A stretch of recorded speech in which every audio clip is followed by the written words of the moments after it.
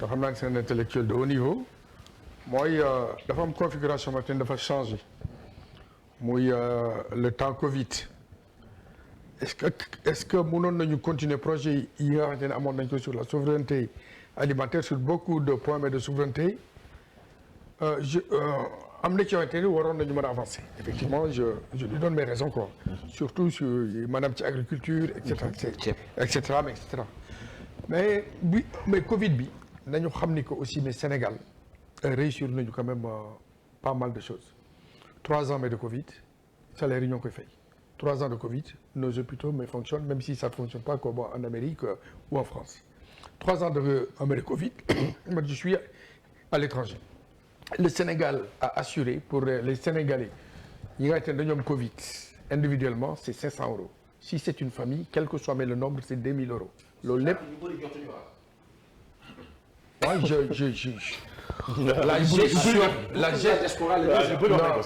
la gestion de cette somme-là honnêtement xawma ko mais je connais aussi des gens de la diaspora yoo xamante ne affaire bi arrangé na leen dégg nga donc mi ngi mel ni rek seen xaru tabaski yi am na ñu jot 2 fois am na ñu jotul te foofu man bu fekkoon ni maanaam déglu nañ ma bokk ci ñi déglu ci askan wi 43 milliards 23 milliards yëpp secteur privé lay dem 20 milliards ma def ko ci agriculture ça veut dire que tey fi mu nekk nii dafa am ay intermédiation yu bon te le xalif omarien wax na ko Macky Sall mais Macky Sall dafa mel dafa tëx donc tey li suma frère bi di wax. xalif omarien loolu wax Macky Sall.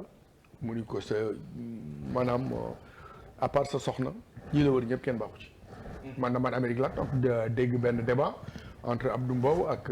Bara Gaye mais tout ça toutes ces choses là ne m'intéressent pas man je préfère suma frère nekk dans un gouvernement d'union nationale suma frère. kon foofu ngay ñëw si enjeu yi.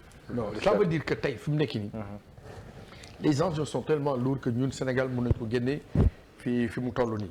je donne juste un exemple pour ngeen xam ne gars yi maîtriser wu ñu affaire yi waaye la moo tax maîtriser wu ñu affaire yi feru ba Falémé la tonne brute 2300 francs CFA la tonne modifiée 95 000 francs CFA la tonne en produit fini 1 500 000 francs waa xanaa ñu nekk ñu ay dof yoo xamante ni dañuy jël affaire bi di ko jox indien te ñun ñu jàng xam na la ñu war a def le mindset mais positif nañ ko imposer man boo ñëwee fii ci Sénégal duma la signaloo nga yóbbu maanaam la totalité 30% mun naa la ko jox parce que on fait mais un deal ba 70% yëpp fii lañ koy transformer pour que suma jeunesse jàng sa technologie les produits mais finis maanaam ni ñu koy commercialiser ma may institut loolu lépp maanaam damay xam lu maanaam lu mu demee tey fu mu nekk nii honnêtement dañu nekk ci réew moo xamante ni ñi nekk au sommet de l'État pratiquement ñi ci ëpp c'est des tocards donc loolu moo war a jeex ci réew mi. d'où l'importance de la cohabitation. waaw loolu moo war a jeex ci réew mi. ñëw si cohabitation. waaw il faut que tey non y aura pas de cohabitation doo leen ma wax looloo xamante ni du am cohabitation y en aura pas dimanche dana ma jaral ma ñëwaat fii parce que invité nañu ci yeneen plateau pour te donner la main saluer leen ma cohabitation du am. waaw nee naa la ñëwul 20h dimanche. nee naa la. su amee qu'est-ce qui va se passer. Quel programme l'opposition va dérouler? Un programme meilleur que celui qui est en train de faire. Dama d'accord ak Cheikh Oumar. Non, Cheikh Oumar. Il s'agit pas xam nga de tey fi mu nekk nii. C'est-à-dire non. Il s'agit d'attitude. Non, laisse-moi terminer. Tu m'as posé une question. Tu m'as posé une question. C'est vous qui avez parlé tout à l'heure d'une opposition sans âme. J'ai pas dit ça. Non, ça veut dire que. Je l'ai pas dit. J'ai interprété parce qu'il y en a 4 qui ont retenu. Il y en a 4 qui ont retenu. Non. Thierno Diop interprété Thierno dualité face à face. Thierno on s'est nga ne dañoo jàkkaarloo mais jongantewul. Thierno on s'est expliqué. La duel. Mais j'ai compris professeur mën nga passer foofu dama conseillé ah. C'est le professeur qui parle. J'ai pris note quoi c'est bon. La notion de duel après dans l'expliquer. J'ai pris note. Tey fi mu nekk nii. Oui. Maanaam le 31 le premier cohabitation. Inch'Allah.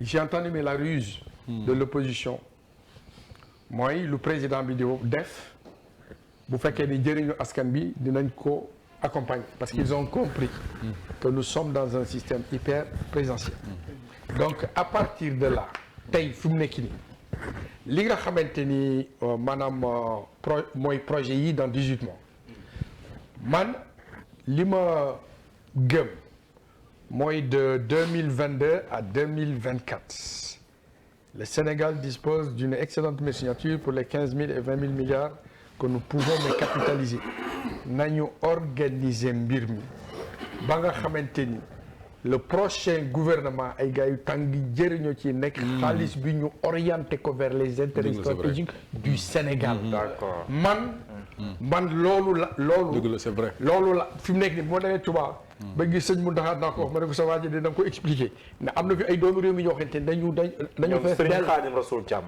dañu fees dell ñooñu bu leen waa ji dajalee Sénégal dina jëm ci kanam. jërëjëf parce que tey fi mu nekk nii maanaam ay doomi gor ñoo ngi ci biir réew mi de yu am xam-xam yu bëgg Sénégal mais tey fi mu nekk nii pour ngeen gis maanaam les intermédiations négatives ma wane ci benn exemple rek mooy le pont de l'émergence xam nga Macky Sall moo fa taxawoon daaw ni lii maanaam ndox du ko yàq xam nga moom il était dans la sincérité ay saay le seqal affaire bi donc yéen il faut ngeen taxaw wax li nga xamante ni le gars jéem na ko def mais ay saay la ko seqal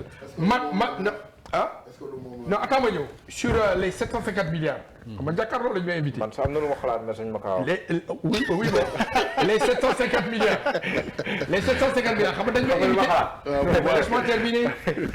laisse-moi terminer après on fait l'humour. les 750 milliards. mais li neexul bëgg ma faa dem. les 750 milliards xam nga j'ai eu un débat avec Côte d'Ivoire avec Gani Sakho ci suba ga la ko Macky dàq. ko dàqul. man dàqluwuma kenn. d'accord dama joxe ay solution teg. loolu la. mooy débat bi ma amoon fële mais maanaam jàkkaarloo quand je parlais de la cartographie des zones bleues di wax ni maanaam Sénégal amul fenn foo xamante ni. les zones bleues mooy zones yi am ndox. oui les zones inondables. ma ne ko bu ñu les zones bleues amul benn bu ci ëpp maanaam 7 kilomètres. donc mais à partir de voie de dégagement mu dem vers la mer. boo leen ko dégluwul maanaam du dem. le professeur il veut que bu expliquer ñu mel ni nekk ci ça veut dire que tey fi mu nekk nii il y a deux solutions une solution conjoncturelle et une solution mais structurelle et moi je me focalise sur la solution structurelle.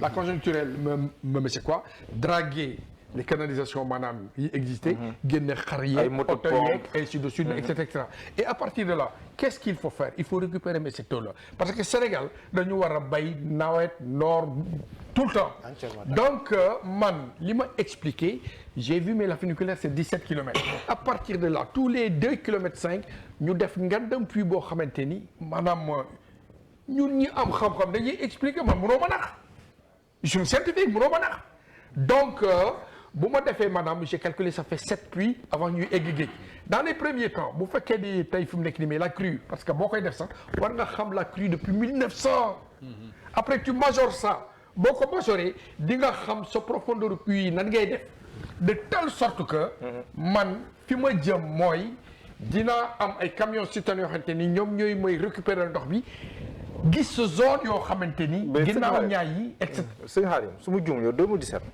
yow nekkoon nga mandataire ou quelque chose comme ça d'une coalition ban la si woon. mandataire 2017. 2017 bokkoon si législative bokkoon nga si. non en 2017 législative yi weesu bokkoon nga si. mooy temps yi may dem di wër Touba di jàngal maanaam soxna yi 60 000 soxna yi ma jàngal maanaam nañu defee saabu nañu defee lii. c'est en 2017. c'est ban liste boobu.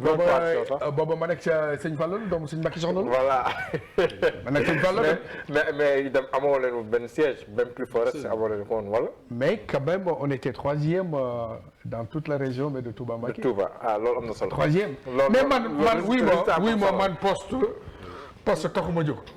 non pour wax ne borom poste taxuma jóg je gagne 100 fois le SMIC du Sénégal et j'ai des immeubles. donc je m'en fous xaalis taxuma jóg. kenn jëm si non man xaalis taxuma jóg. gis si âge yi. sëñ Xaalis relation jooju. yow moo la yow moo non moo la sans police du Sénégal plus mes immeubles. mais man comme que non parce que je n'ai pas parlé de moi je n'ai pas parlé de privilège. yow lan moo tax ñu wax élection législative rek nga xalaat privilège. moi je n'ai pas parlé de privilège. non da nga xalaat privilège. non da nga ni ma amoo poste.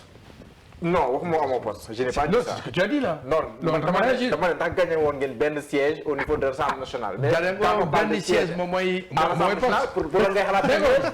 man kay je parle d'une élection en tant que député. man prof est déjà riche. donc je n'ai pas parlé de richesse. je n'ai pas parlé de